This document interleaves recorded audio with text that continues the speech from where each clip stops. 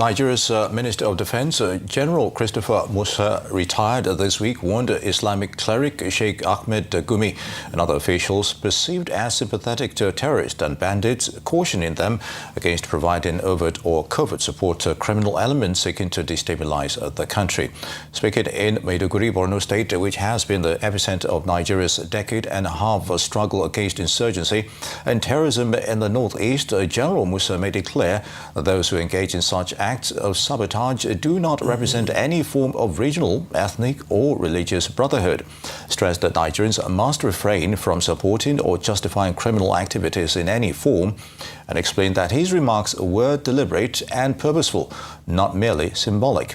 And of course, the Rise News analyst Dayo Shibuwale joins us now to discuss the Defense Minister's timely warning to Gumi, as well as the need for the federal government to rein in perceived terror sympathizers in the effort to curb insecurity in the lands. Good to have you with us, Mr. Shibuwale. It's a pleasure. Yes, yeah. All right, on matters of national security, why is Sheikh Gumi still given relevance, or are we still negotiating with terrorists and bandits at this rate? Oh, well, you saw or heard what happened in Katsina. They are negotiating with bandits. And they have negotiated in the past and failed, but the governor and the minister in charge of the matter are still negotiating with terrorists. You see what the Minister of Defense is saying now is long overdue. And it's because of the arrogance and thinking of infallibility of people, clerics like Sheikh Gumi. They talk at government anyhow and they get away with it. But I think all that is about to end. Because if you look at it historically, Muslim clerics in the Middle East especially have always been very powerful in taking on government. But you see, they cannot prosper there because the petro state, you have the rich emirs. They don't practice our own brand of democracy. They still have their sultanate, they have their monarchy, so they keep them in check. But you see, when Ayatollah Khomeini drove away the Shah in 1979, this thing became preponderant. And in Nigeria especially, they think they are the alternative to government. Look at our politics. Look at the Muslim ticket. They use that to threaten this president every corner of the road. He is one of such people. What the Minister of Defense has said is another way of saying my enemy's friend is my enemy, or my enemy's enemy is my friend. What he has said, the thief is always the thief. I know Gumi will come out and give a philosophical answer to explain who a thief is and why he should not be taken, and why a friend should not be taken. But that is not the issue. He should be taken care of and taken to court. It's not enough for a Minister of Defense who was preaching kinetic and non-kinetic with the apostle here the other time, but they did not achieve much with the non-kinetic. Do you get me? What we need is force to defeat, if not defeat, to deter these terrorists, these bandits, these kidnappers. That again is the duty of government. The rhetoric of appealing to someone like Gumi to stop saying some things, it's not all.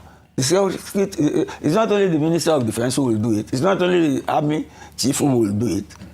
You get me? Concrete steps will be taken to make sure that he faces the wrath of the law if he incites people against government or supports banditry.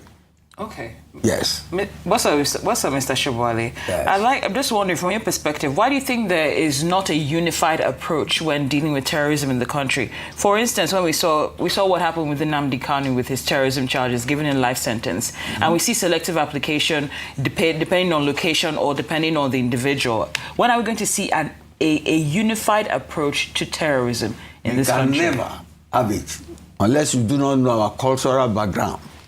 And I will explain. That of Kanu is a rebellion against the Nigerian state. And it was taken to court and taken care of legally. This other one, I've been saying it here before, that we are fighting the war in which our soldiers, or some of them in key positions, don't even have the stomach for it. You see, we have a north-south divide. We have a religious divide. You get me? So you have to live with that. And that is the potpourri of that, the mixture of that, makes up our political landscape. And that is why we have, again, the Muslim ticket. Okay. You get me? Succeeding in spite of the fact that half the nation, if not more, are Christians.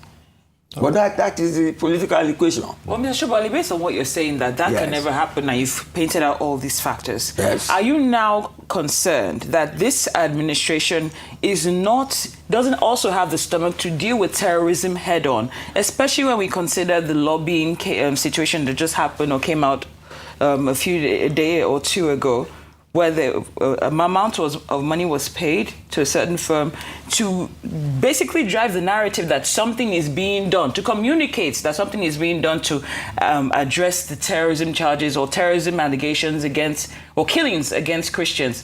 So they were more seeing a case of being more concerned about optics than actually investing in crushing terrorism. So where do we go from here? We go to a situation whereby we face reality, which we are neglecting. You get me? Terror is not a one-way fight. It's not a situation where you have a battlefield where you gather and you sort it out. It's multifaceted and it manifests in so many ways. You have banditry. You get me? You know where it happens. You have jihadism. And you know they call it harder farmer something. But you see, the Americans got a different information. That is, they are killing Christians. But we know on the ground here that it's not we can't partition it easily like that. Because there are so many aspects and so many areas of confrontation. So many areas of confrontation. You see, Gumi is setting himself up like an alternative government based on religious ground. It should be called to order. We are talking of the East. We know what happened in the East. We know the history of this country. See, you have to look at things with a balanced eye. It's a balanced eye. Let's go on. Yes. All right, on that note, Mr. Dayo Shobali, Rise News analyst, I'd like to thank you for your thoughts on that issue. It's good to have you with us as always. Well done.